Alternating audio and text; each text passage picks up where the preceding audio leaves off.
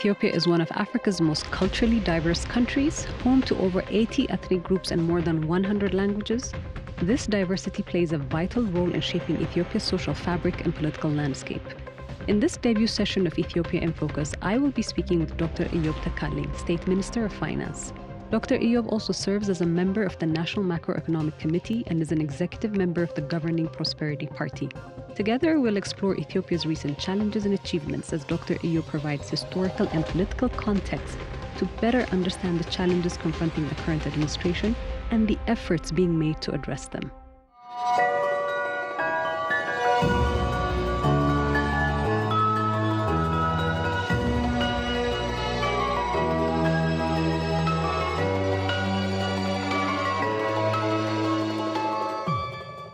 Navigating challenges and fulfilling commitments, a path for generational progress. Welcome to this conversation with Dr. EYOB TEKALIGN, and in Ethiopia in Focus conversation.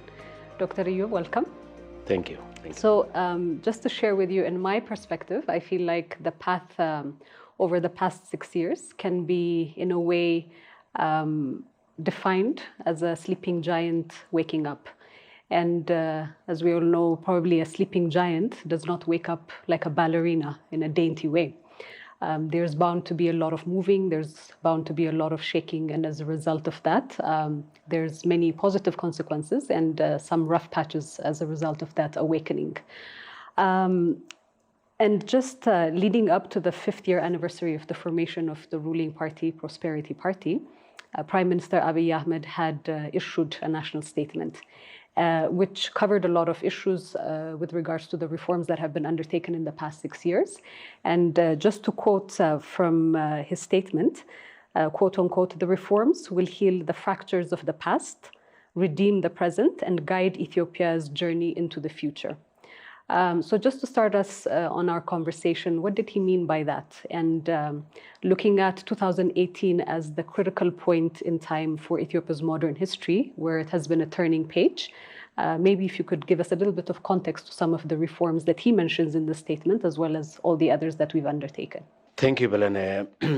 I like your analogy of the elephant awakening, but also the point about 2018 being a turning point in Ethiopian history. But I think it might be useful to review a little bit of Ethiopia's past to understand how significant 2018 is. You know, there is a lot of controversy around the state formation in Ethiopia. And depending on where you stand, in fact, even on the meaning of Ethiopianness, Ethiopiaዊነት. For some, the focus is on civic virtues of Ethiopian nationalism, citizenship, and the argument is the state formation process has created a common space for all Ethiopians, akin to countries like China and India, so we have a unified one state. And others, on the other hand, contend that actually the state is an empire that was built by subjecting part of its citizens through coercion, forceful annexation. So in a way, they focus on ethnicity and regional allegiance. A tale of two states, if you like. Now, controversies aside, I think there is no question that the state formation in Ethiopia is an incomplete project. And I like one scholar who put it as, he said, the current differences, dispensations, are usually fought out as battles over historical interpretations, which proves the weight of Ethiopia's past and its political inconclusiveness. So all to say, here we have now a state that's not fully formed, a public that does not really agree on the notion of the state structure and so on. So a very, very difficult history we have. And probably that is why a meaningful progress has been difficult. Generation after generation have tried to succeed in transforming the country. There is this quest for progress, for development, for prosperity, but had been elusive. Why? You see, when you ask that why, probably a political economic perspective could give you a very good context because you asked for context. So bear with me. Let me just quickly walk you through history. Look at the imperial period. You know, the economic basis of the imperial period was based on tribute and surplus labor, which essentially means an exploitation of the larger mass. Land was owned by more than 1% of the elite, about 90% of the land mass, as you know. And then the economic and political institutions that were built were both extractive and exclusive. So we had foundational deficiencies when we formed the state. So, you know, this was not a sustainable political economy. So essentially, it led to overthrow of the imperial regime. And now when you look at the next two republics, the Dergs and EPRDFs, I think the story is by and large similar. Of course, the Derg had this historic land to the tiller decree, which changed that imperial regime inefficiency and exploitation. But the Derg was not able to create a viable economic program to transform the economy, the country at large. You know, the focus was on changing the means of production to the state, rather than creating economic efficiency and private sector dynamism. Besides, the Derg also ignored group grievances. So the political economy aspect, again, was ignored. So another unsuccessful effort by a generation to transform the economy. And come to the Third Republic, the EPRDF. One could say, some say the EPRDF took a quote-unquote radical approach in trying to create a political settlement in Ethiopia by redefining the whole notion of ethnicity, nationalism, and state formation by reconfiguring the state at ethnic federal state, right? So the focus was on addressing diversity, giving some autonomy to ethnic groups, a good point in and of itself. But the challenge is the PRF regime focused on that diversity too much, which weakened the national unity, the sense of collective Ethiopian identity. And besides... What do you mean? Can you maybe elaborate? What does it mean to focus a little bit too much on diversity? Because there's... accentuating our differences. That difference is important. You should celebrate that diversity. But the whole political program should not be based on highlighting our differences, focusing on that, creating serious unrest and disagreement among the Ethiopian public. Can we say that essentially when we're coming to that next chapter by 2018, leading up to 2018, what precipitated a lot of these reforms can be rooted in this accentuating these differences? Could we say that? Yes, absolutely. Instead of having a more unified national narrative, we're looking at different people or different sections of society having these competing narratives rather. Exactly, very competing narratives. There is this historical cleavage, right? We had foundational issues already. And when you build on that, it actually created serious controversy around the whole nation of the Ethiopian project. And then there is also a sense of unfairness in how the economics and the politics was managed. A certain group benefiting at the expense of the larger group.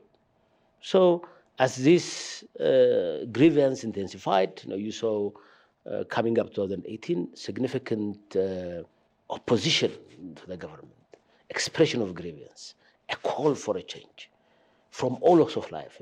Ethiopians from south, north, center said enough is enough. And then came 2018, that change. So when the change leadership took power, essentially it inherited a country whose state formation is incomplete, that has serious political economic issues, and a public that is forced to live yesterday, build on historical grievances, rather than collectively forging a better future. And that is why, to end here, 2018 is such a critical time because it, in a way, fundamentally changed this. With sweeping social, economic, political reforms, now you have an agenda to once and for all correct those foundational deficiencies. But in terms of content, in terms of substance, in terms of change in direction, because here you're promising an inclusive political, social, and economic progress for all Ethiopians. So it's profound. That is how 2018 came into being within that context. And I think the reason that I ask you for context is I sense that there's a misreading of the past 6 years by different sections of an international community, perhaps, and it's anchored in not really understanding the trajectory that Ethiopia has come across, as you've rightly shared it as well, but also what were the key elements leading up to 2018 changes. And like you said, because the state formation was not complete, there were issues and questions of inclusivity. Again, when you're talking about diversity versus what is being magnified, using it and catalyzing it for unity versus using it for divisiveness, all of these have precipitated these changes that we've come across. But post 2018, again, why context is important is the speed and pace at which we're going. And through that process, this is an infant that is starting to grow, experimenting with democracy.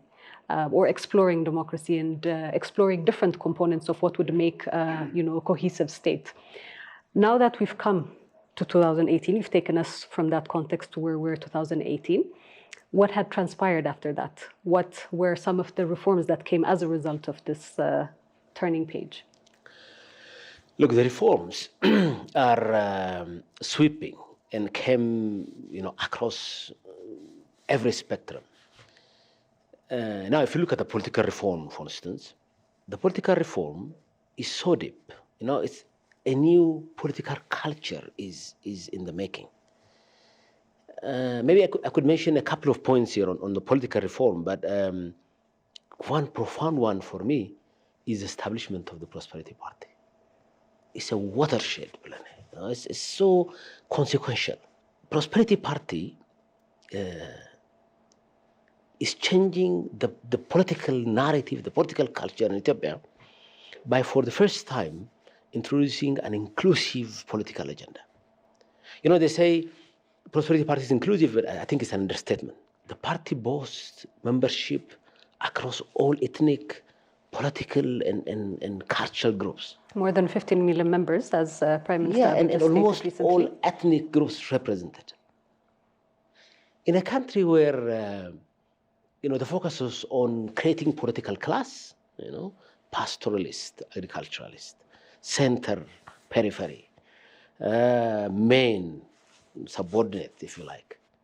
This no longer is the case under prosperity because it gave a chance for every Ethiopian, west, east, south, north, center, to be part of the political process, to have a sense of inclusion, a sense of agency, to sit on the driver's seat, to decide on the fate of the nation. It's powerful. It shattered that wall of division, that parties have created for decades.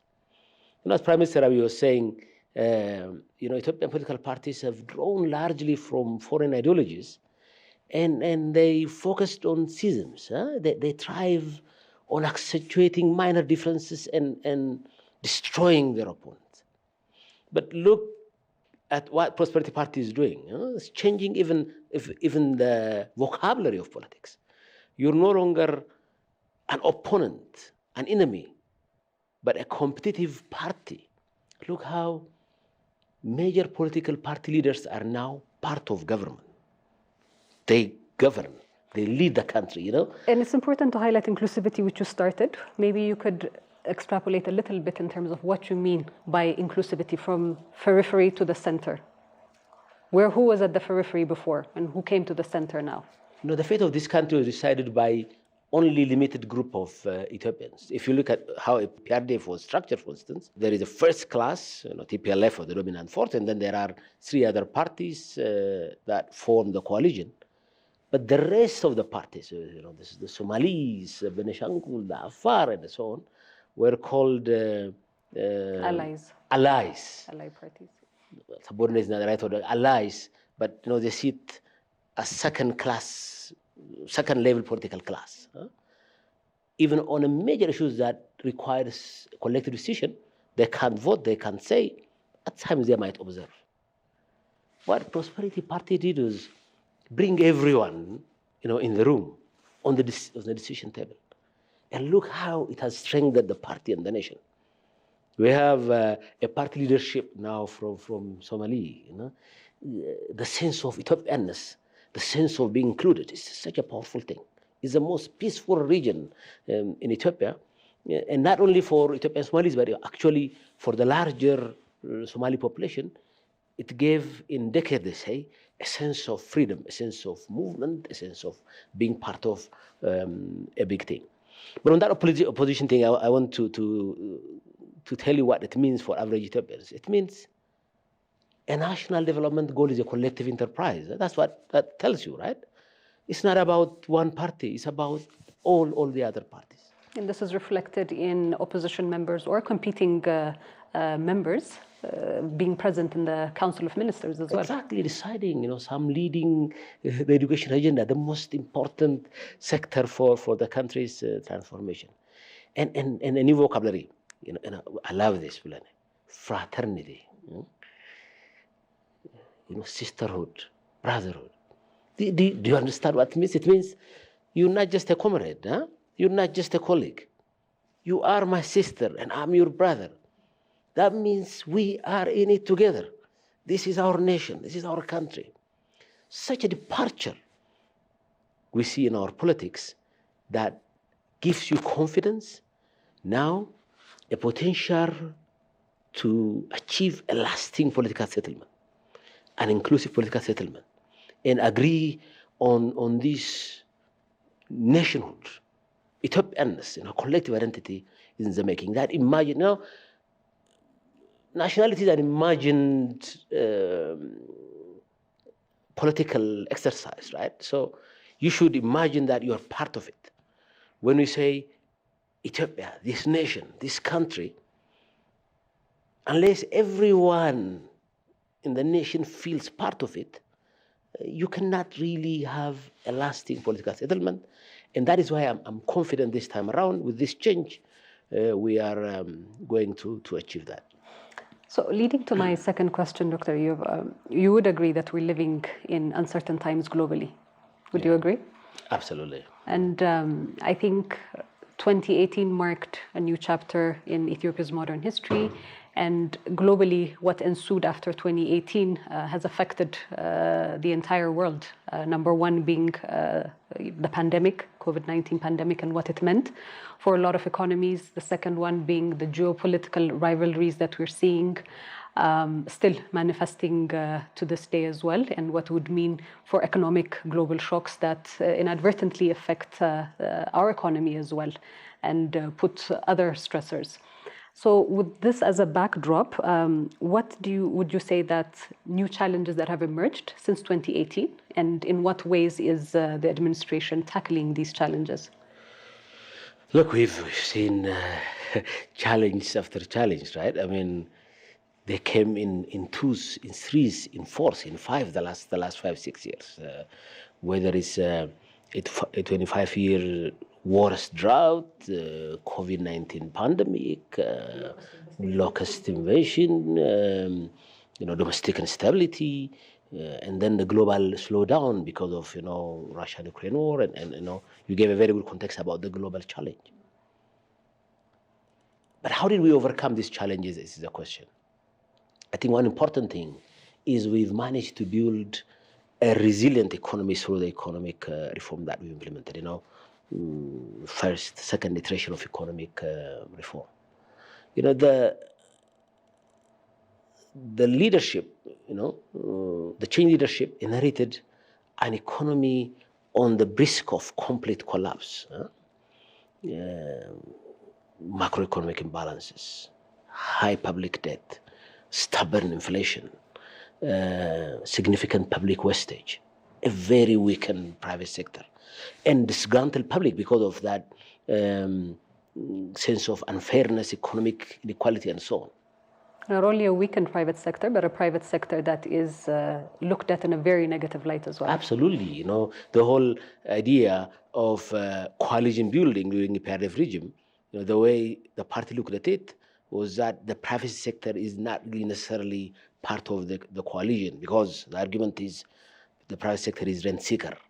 But look, you have more than half of the public outside that coalition, and how can you achieve meaningful economic progress?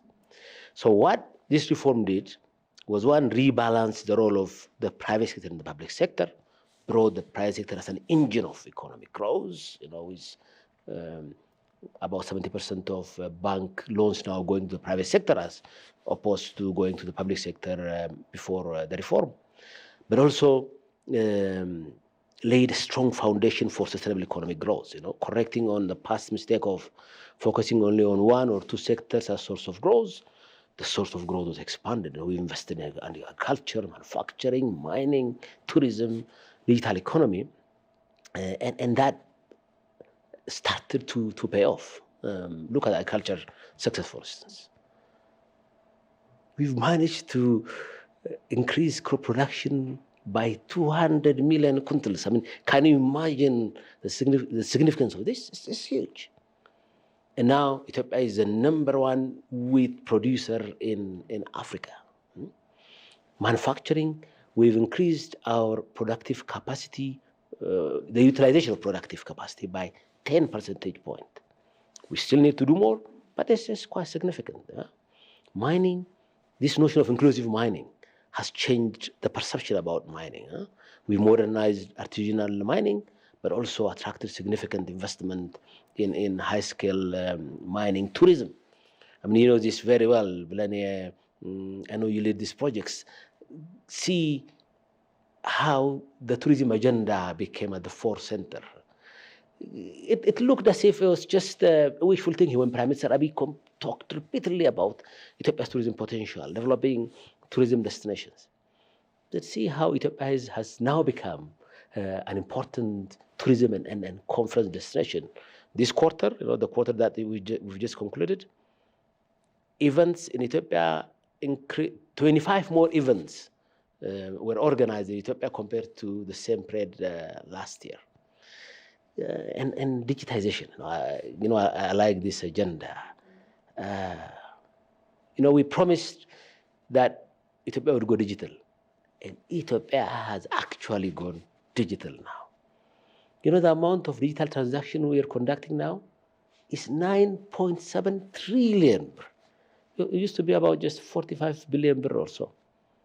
And digital saving, digital credit, and digitization, not just a sector in and of itself, but enabling other sectors, trade, agriculture, manufacturing. Such a profound achievement in all economic sectors. That gives you confidence that the economy is on the right track. You would say these are the markers of resilience that you were talking about, because we're talking about at the backdrop of all of these global challenges, as well as political contestations that we're facing internally. These are the markers of the resilience. What would that formula be for having birthed such kind of a resilience? I think the government stayed on track. For one thing, because we've foreseen the need for economic reform, we've managed to stay resilient. Because we've understood the political challenge, when different challenge also came internally. That's what I mean by the political contestations? Exactly. The historical baggage I talked about, we still feel the weight of that. Unfortunately, brothers have killed each other in this country in the last 5 years. For tribal, nonsensical, historical grievances of a sort. It's sad. But there is also a silver lining here. As I look at the challenge we went through and what we've managed to achieve in that political contestation, I feel we are laying a strong foundation for a sustainable peace for decades to come. In fact, let me use the analogy of small. There is this disease called the smallpox, right? Once you get it over with, for good. It no longer comes back. So I feel all these... The sleeping giant has contracted smallpox. Exactly, has contracted smallpox. It's getting it over with, and we move forward on the path to prosperity. Maybe I want you to touch a little bit upon the factors or the formula for this resilience. At one point in conversations that we've had, you've also remarked about leadership. You talked about continuity. There's also an introduction of new ways of doing things, and one of these is, consistent follow-up and executing projects in a different form than it used to be done before. Maybe you could elaborate a little bit on these formulas for resilience. Exactly. Post 2018, I think under the leadership of Prime Minister Abiy Ahmed, Ethiopians have imagined something big. They've dared to dream, and that completely changed the culture of economic management, project execution, planning, and delivery. Look at how projects were devised and implemented. The mantra is not just start to finish, but start after completing. In your mind, you've seen it through. When you start something, you'll push through the execution to its logical end. And that is the new culture that came. Look at the city... the corridor development. The corridor development, it's not just in Addis, but generally, Prime Minister's imagination is cities should be green, livable, smart, and fiscally sustainable. And we're seeing the first phase of this in Addis Ababa, the capital, which through its name is blossoming. I was looking at the Economic Intelligence Unit's report just yesterday. You know what they are projecting? At 10.5% cumulative GDP growth, Addis Ababa will be the highest GDP growth registering city in Africa by 2035. In fact, they say it will jump 6 ranks and become the 6th largest city by 2035. Of course, you and I would feel it's a very conservative projection, but it tells you so. They rank all cities and see that Addis Ababa actually is becoming one of the biggest and thriving cities in Ethiopia. So this is a vision of a leader that is building a country. The Prime Minister Abiy Ahmed is a statesman for me.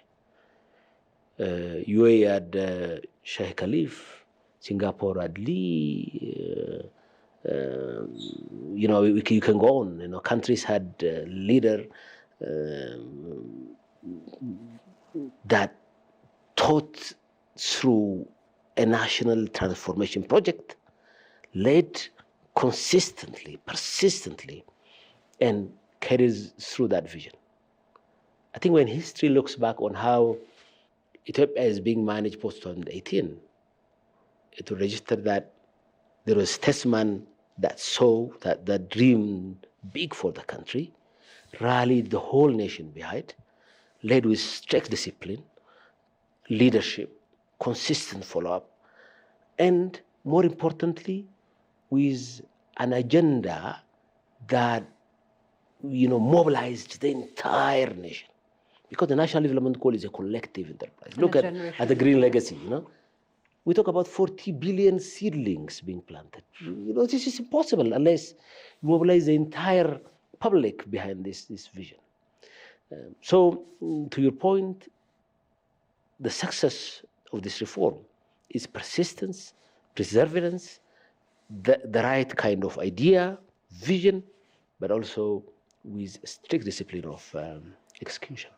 Dr. EYOB, in the 5th year anniversary of the formation of Prosperity Party, on the program that just had taken place on Saturday, Prime Minister Abiy Ahmed was talking about the naming of the party itself, where prosperity is not just a name for a party, he had said specifically. What it actually defines is an aspiration for the nation. So starting from this point, what is the government's political, economic, and social commitment to the people? If prosperity is an aspiration, maybe you can extrapolate a little bit on that. Bilene, the government's commitment is to respond to this generational aspiration. I told you how the quest for prosperity, for nation building has been elusive in Ethiopia.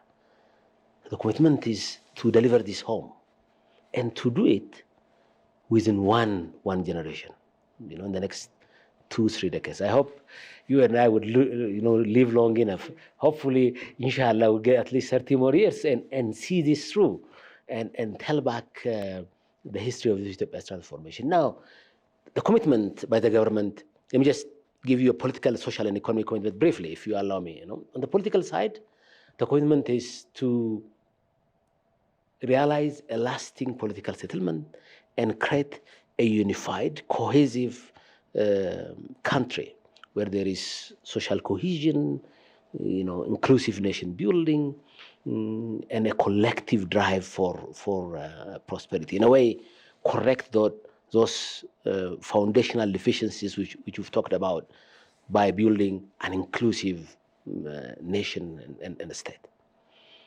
On the economic front, the promise is to realize a comprehensive socio-economic progress.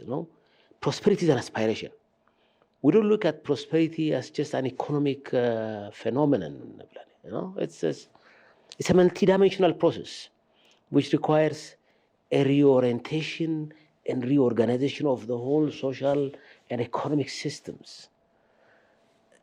I like the word Amartya Sen, a known economist and philosopher uses, substantive freedom. You have political rights, economic opportunities, social opportunities, access to education, to health is as equally important as political rights and economic opportunities. So some people think, for instance, political rights is a luxury. That's not how prosperity views substantive freedom, full-fledged prosperity. It's a package.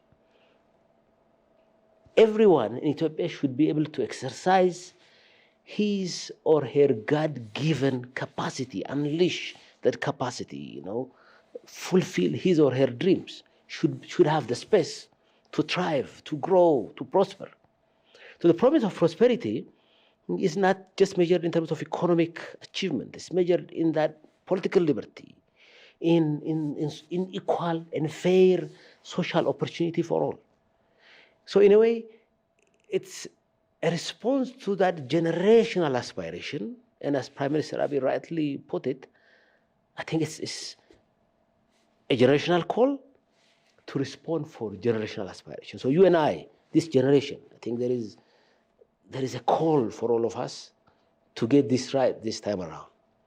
To not squander this historic opportunity to once and for all set this country on a sustainable path and achieve meaningful transformation. And socially, it's also important, the moral values. Because of excessive materialism, we've lost a moral compass. There's a generation that lost its moral compass.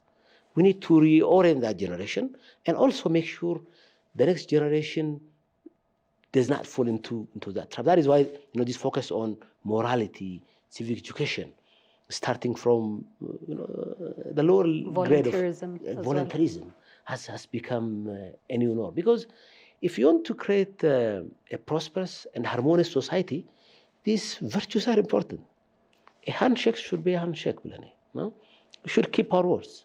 Businesses should keep their businesses, should keep proper record of their businesses, and also the sense of hard work.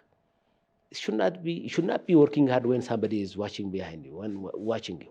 It should be a virtue that is inbuilt. And look what is happening. You see kids working day and night. I often go to Garda, sit on the borders, it's inspiring to see young... The Grand Ethiopian Renaissance Dam. The Grand Ethiopian Renaissance Dam, exactly. Young girls and boys working through day and shift night, and young girls and boys here in Addis building the city anew. So that is an important promise in that prosperity project. But earlier when we were talking about inherited challenges, you had mentioned economic factors related to that, debt. And one of the recurring themes in Prime Minister Abiy Ahmed's address to the nation always is this aspect of not transferring debt to future generations. And this is a generational agenda. Can you say a little bit more about that with reference to, what are these commitments and what is it anchored in? The way Prime Minister Abiy views the nexus between yesterday, today, and tomorrow is so inspiring. He sees today as a time for us to build a better future, but learning from past mistakes, but also owning some of the challenges and correcting them, including the national debt is one thing, for instance. Look how we have more than halved the external debt to GDP ratio. It was about 30% in 2018. It's just only 13% now. But it's not just an external debt. This historical baggage, the way and significant wastage in public spending, Look at the mismanagement of public resources, METEC, even the Grand Ethiopia has done project, a lot of wastages. Our SOEs were all in debt, even Ethio Telecom. Do you know that the board of Ethio Telecom, the creditors to Ethio Telecom, the main vendors, were not even willing to talk to the board members, let alone to the management.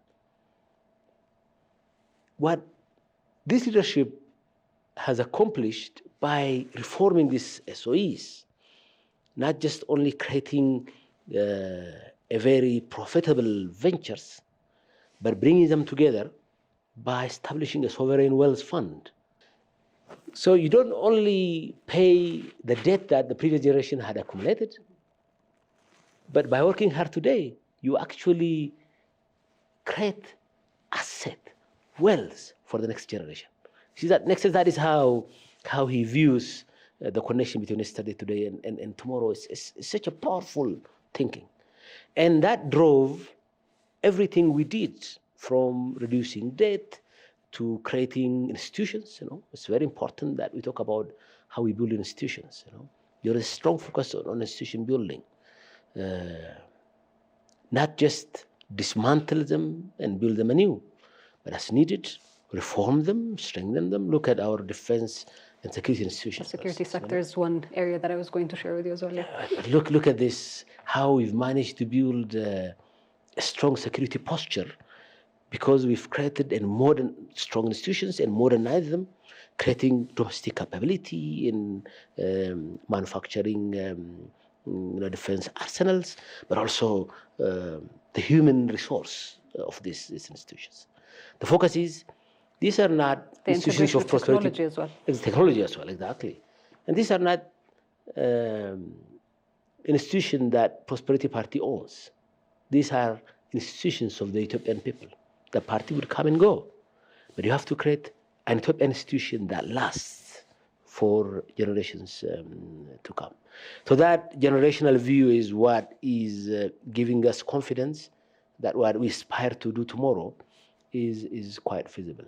So Dr. EYOB, as we're wrapping up, what I want you to reflect on is, we're in the process of state formation. There's a lot of baggage that we have accumulated, and that baggage has been manifesting itself in so many forms over the past 6 years.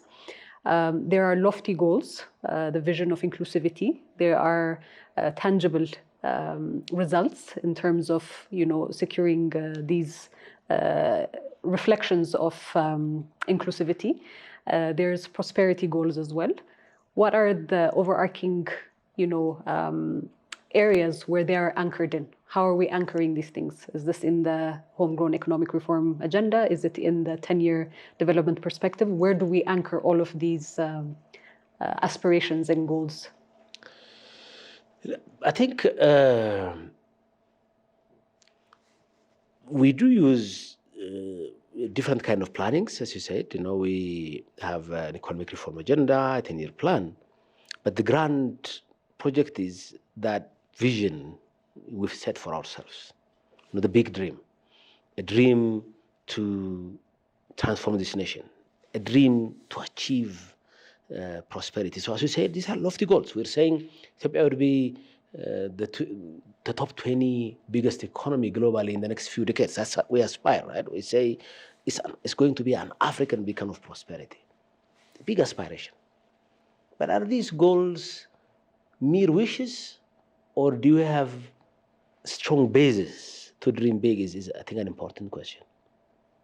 If you look at what we've managed to achieve the last 5-6 years, I think it gives you confidence that we're heading where we say we're heading. Look at the economy.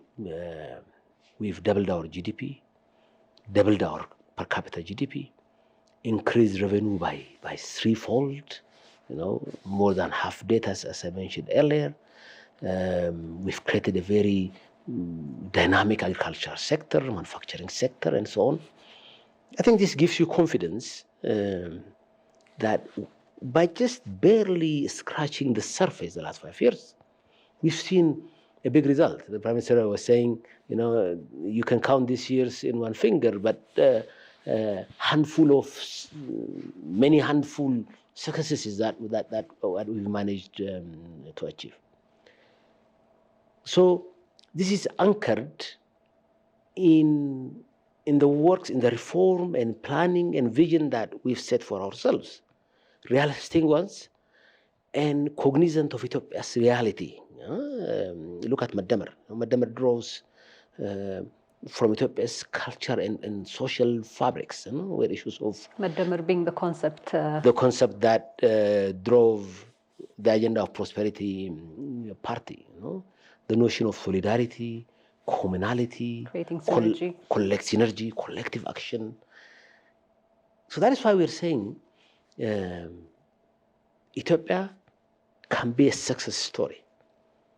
We talk often about the Asian tigers, the Singapore, the South Korean, Malaysia, and others.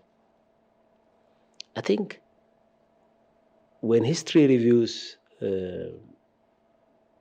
an African success story in decades to come, I think they would find a beacon of prosperity, an example of success in Ethiopia.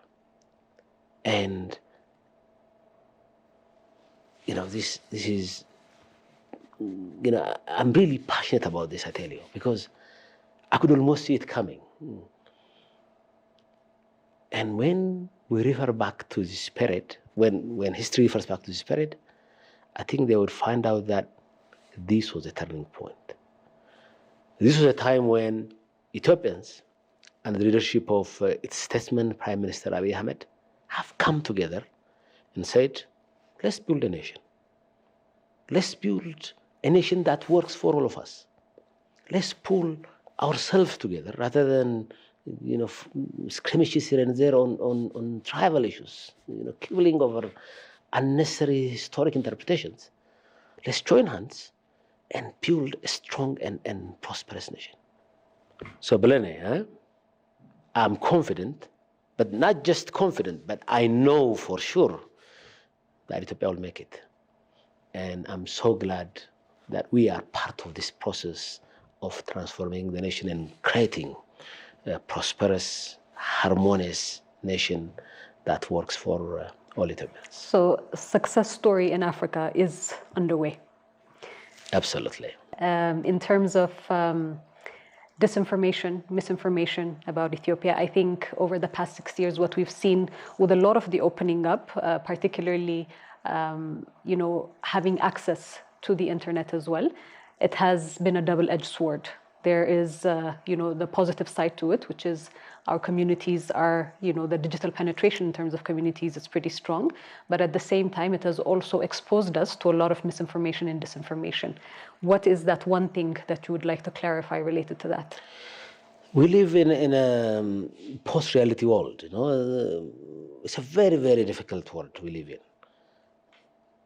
With the social media, it has become difficult to discern the truths from, the fabrication of information It's not just a challenge in Ethiopia, it's a global challenge. It's a global phenomenon.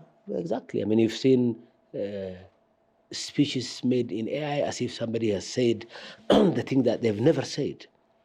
And look how social, there are two worlds in Ethiopia. There is a social media world and there is the actual world. In that social media world, the country is burning. It's as if the whole nation is on fire. An incident, a small incident that happens, of course, the news flows quickly because that social media age. And then the way it's portrayed and projected with deep fake now these days, you could have, we're talking about these issues, you could have someone putting an AI and change you to, if they like, for another journalist. And, it's a very, very complex one. So I think it's important that people understand it's a very challenging environment that we're in. And that is why it requires more effort to understand the context, to understand the exactly. Broader goal that Don't just believe everything you hear. Let me tell you one example. My wife, I think a few weeks ago, we went to a big event. She knew I went to a big event in around Adama area, and we had to do some family things. So I told her I will be there for lunch. I'll see you. So she knows we're talking. And then as she was waiting for me, she hears the social media that says, "Oh, a major scandal has happened. There is fighting ongoing where I was." She said, "God, well, I was talking to you. If I hadn't known, if we hadn't talked, I would have assumed that was a true story." And look how what we hear is largely a fabrication. So we should verify our sources, as a public, but also as a government, we should understand this challenge and communicate more often. Be on social media, try to overcome those fabrications and tell that true story. The story being what we've talked about, that this nation is about to take off, and Ethiopians are coming together to collectively realize their generational aspiration of creating a prosperous country that works for all. Just one last question, Dr. EYOB, before we conclude. And Ethiopia is a historic civilization. The state formation that you have given us a glimpse of shows a lot of complexity. There's a lot of potential, and we have seen a lot of the potential being unlocked over the past few years. Again, situating it within the larger continent in terms of the success story that is evolving. My personal frustration is sometimes we are narrowed down to a difficult period in our recent past. So all of these things that we have achieved, all of these transitions that we're going through, always are boiled down by a lot of actors to just that one, point in time that we have overcome as well. So in your capacity as an executive member of Prosperity Party, as a member of the National Macroeconomic Committee, and a State Minister of Finance, what is the one thing that you would want others who are not understanding Ethiopia to take away shortly? Look at the broader picture. I think I would say we like analogies today. You talked about the elephant awakening. That can also add a plane about to take off. So when you see someone trying to hold onto the plane that is about to take off, there will be some scene will be created. The policeman has to come and clear that off and so on. So I urge our partners, and I urge the Ethiopian public to look at the broader picture. In Ethiopia, the Ethiopian government is staying on course. We would stay on course. We will not be deterred with these minor issues that happen here and there, because we see the larger picture. And look how far we have come. In terms of peace and security, for instance, which is an agenda that often comes up, yes, we have had enough skirmishes here and there, but I think the worst days are behind us. The Ethiopian public has understood what it means to maintain peace. Even our brothers who went on the wrong track are now realizing, as we speak today, just yesterday we've heard one big function from the Shane group has signed a peace agreement with the Oromia regional states. It's a powerful thing, you know. And I think it's like a domino effect. Others would come through, would ensure a sustainable peace in Ethiopia, and stay on course to answer, to respond to that generational aspiration of achieving a country in peace with itself, but also a beacon of hope for its neighbors, the continent, and the world alike. So my message is, we are staying on course, and please look at the broader picture, understand where we're heading, and don't focus on small incidents here and there, because the larger story, the larger picture is Ethiopia is about to take off. And those who try to hold on to that plane would probably fall down to their demise, but Ethiopia will take off. Thank you, Dr. EYOB. Thank you.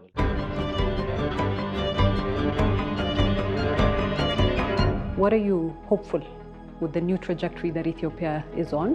What are you most hopeful about? Through the national dialogue process, through the transitional justice process, and also through DDR process, a new generation of Ethiopians who have reached a degree of consensus on what being Ethiopian means, what kind of Ethiopia we want to see, state institutions that are very capable, that have a robust legitimacy, a social contract that will last us for the next 200 years.